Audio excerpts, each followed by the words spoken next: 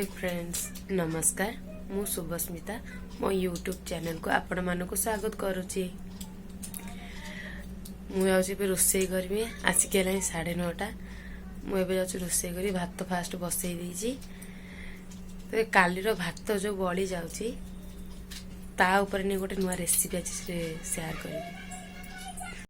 प्रथम आम कड़ईटी बसई तेल गरम हो गला एथे जोड़े जीरा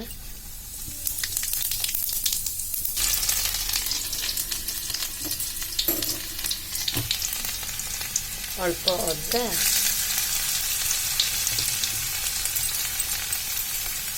आपको हल्का भाव में भाजीदेवा।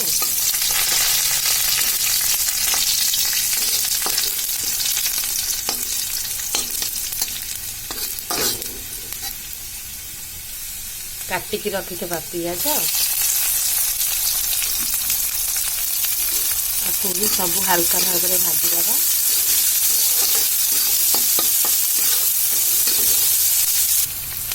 पियाज एवं कलर चेंज हो आसना काटिकी रखिथिबा टमाटो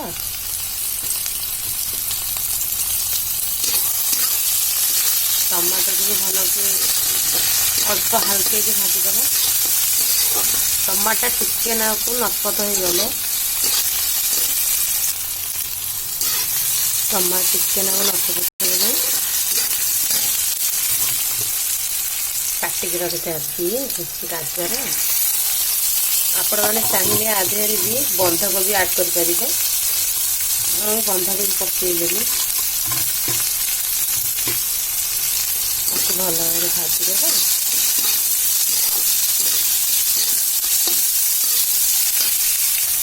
स्वाद अनुजाई लुण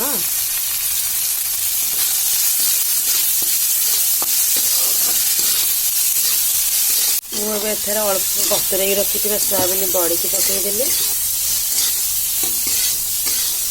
आधे अल्प सोया सॉस पकईदेवा। अल्प सोया सॉस काली भात को आधे पकईदेवा। भल भाव गोलैदेवा। गैस मुझे पूरा स्लो कर देइछि।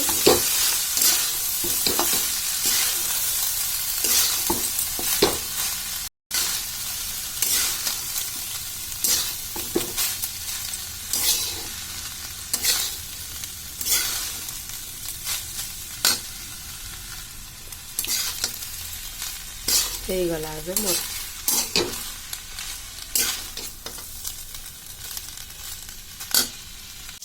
आज ये रेसिपी सांगे अंडा तरकारी करवा। अंडा तरकारी करके खाइबा। आज आज आपको अंडा तरकारी देहरे गोले की खाइबा टेस्ट बहुत भल लगे।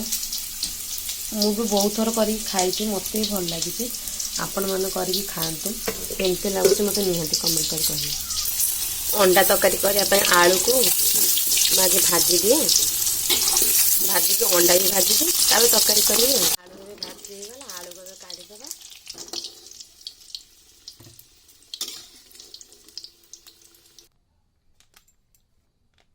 अंडाटा कड़े लगे बोली अल्प हलदी पकई दौची।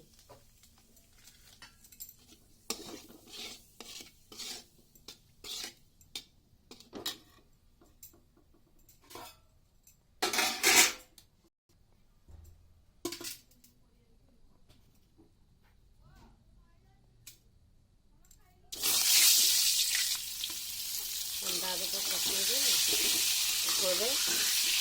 एमती टे पाचिला लाख भाजी अंडा होगला तब आपको काढ़ीदेव।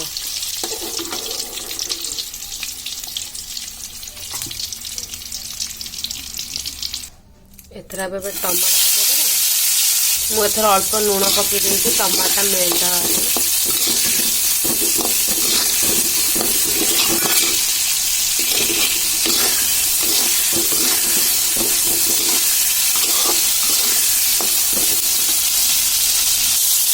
टमाटर हो बाटिकी रखी मसला पकईदेवा।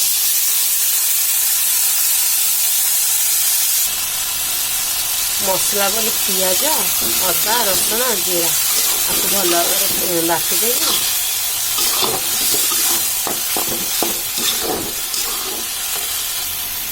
ପିଆଜ ଅଦା ରସୁଣ କଞ୍ଚା ସ୍ମେଲ ଯିବା ପାଇଁ ଆମେ ୱେଟ୍ କରିବା। ମସଲାର ଏବେ କଞ୍ଚା ସ୍ମେଲ ଗଲାଣି ଯେ ବି ଭଲ ଭାବରେ ପାଚିଗଲାଣି। ଆ ଦେହରେ ଏବେ ହଳଦୀ, ଯେହେତୁ ଆଇଁଷ କରାହେଉଛି ହଳଦୀ ଟିକେ ଅଧିକ ପଡ଼ିବ, ନହେଲେ ଆଇଁଷିଆ ଗନ୍ଧେଇବ। ସ୍ୱାଦ ଅନୁଯାୟୀ ଲୁଣ,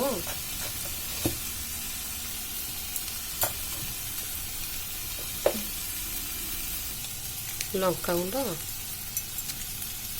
ଆକୁ ଭଲ ଭାବରେ ଗୋଳେଇଦେବା।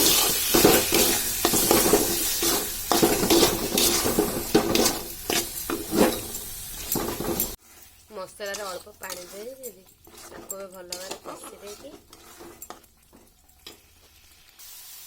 ମସଲା ଏବେ ଭଲ ଭାବରେ ପୁରା କଷି ହେଇଗଲାଣି। ଭାଜିକି ରଖିଥିବା ଆଳୁ ତା ଦେହରେ ପକେଇଦେବା।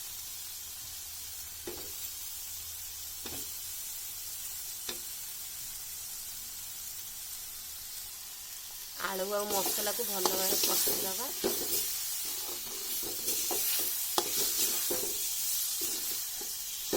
ଏଇଟା କାହିଁକିନା ପତଲା କଡ଼େଇଟା ନା, ଆଇଁଷ କଡ଼େଇଟା ପତଲା କଡ଼େଇଟା, ସେଇଥିପାଇଁ ମସଲାରେ ଲାଗି ଯାଉଛି।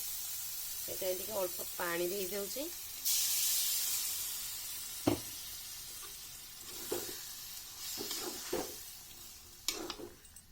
ଆ ଦେହରେ ଏବେ ଚିକେନ ମସଲା ଆଉ ଏଗ୍ ମସଲା ପକେଇଦେବା। ଅଳ୍ପ ଚିକେନ ମସଲା, ଅଳ୍ପ ଏଗ୍ ମସଲା, ତାକୁ ଭଲ ଭାବରେ ଗୋଳେଇ ଦେବା।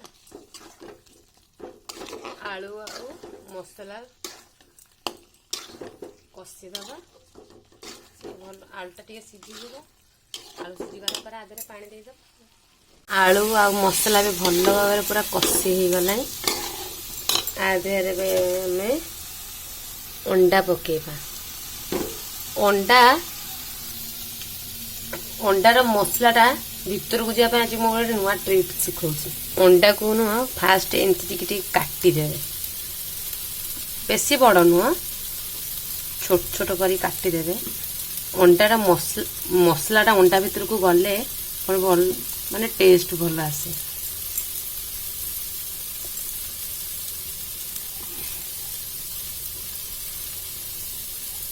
ଅଣ୍ଡା ଗୁଡ଼ାକ ସବୁ ଯାକ ମୁଁ ଏଇ ଭାବରେ କାଟିଦେଲି। ଏବେ ମସଲା ଦେହରେ ଅଣ୍ଡାରା ପକେଇବା। ଆ ଦେହରେ ଅଳ୍ପ ଟିକେ ନାକୁ ପାଣି ଦେଇକି ତାକୁ ଭଲ ଭାବରେ ଗୋଳେଇ ଦେବା।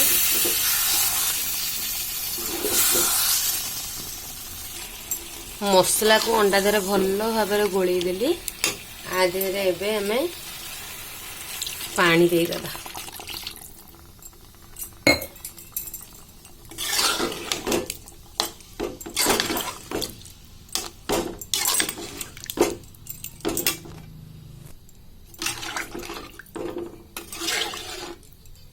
ଆକୁ ଏବେ ଆମେ ଫୁଟିବାକୁ ଛାଡ଼ିଦେବା।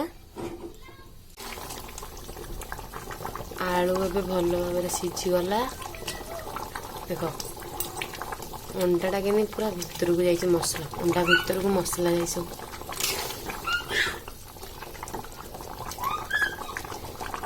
ଏବେ ଗ୍ୟାସଟି ବନ୍ଦ କରିଦେଲି।